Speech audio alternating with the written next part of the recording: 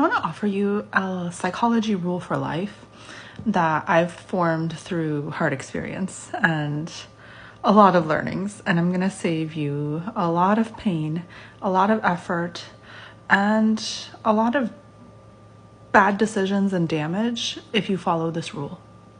So, with everything I say, this does not apply to cases of abuse or any type of psychological situation that is actually harmful to you.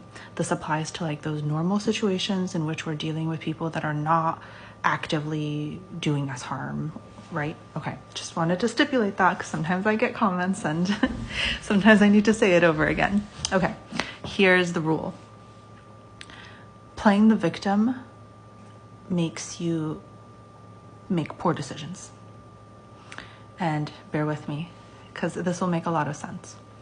Okay, so in a lot of times in any relationship, and it can be romantic relationship, work relationship, whatever you want, people will do things that will make us feel bad, and we will feel like the victim. We'll kind of form this narrative in our minds that like this person is doing this at me. This person shouldn't be doing this thing. This person should be treating me in this way. They're treating me in this way, but they need to be treating me this way.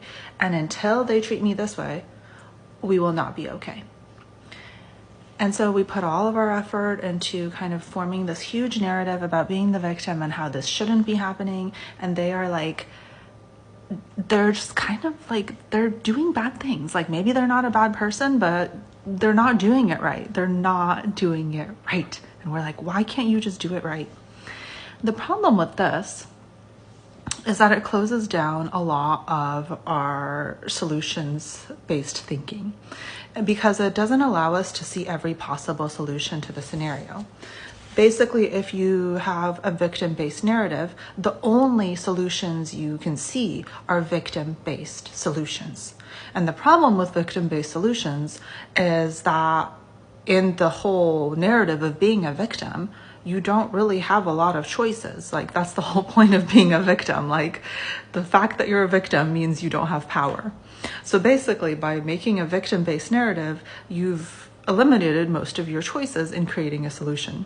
And the only choice you have, I guess, is to terminate this relationship or to just endure. Like it seemed, right? Like there's no other solution. And so the only way forward really to create better solutions is to drop the victim-based narrative. And I've had to do this and it's incredibly difficult. Like so difficult. But once you do it, once you start asking yourself, like, what if I'm perpetuating the problem here? Like, how am I contributing to the issue? How am I hurting the other person? And you start asking yourself those types of questions, you start to see more interesting solutions.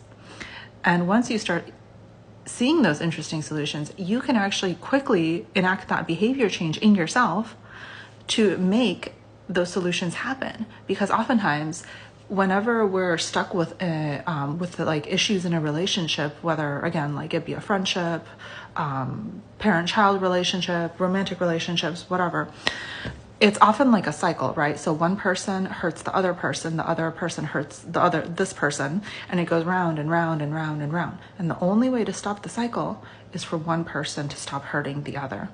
And the only person we really have control over is ourselves. So if we stop hurting the other person, they typically will stop hurting us. And again, this is in like fairly healthy relationships. This is nothing to do with abuse. So once we drop our victim narrative and we're like, hey, I'm perpetuating this cycle of hurt because I'm also hurting the other person, then that opens up a ton of possibilities on what we could do differently. And it puts the power back into our court and it makes us feel better in the long run. I know it sounds counterintuitive, but trust me, I've had to learn this over and over again in my life. And I want to save you all the trouble of having to learn it.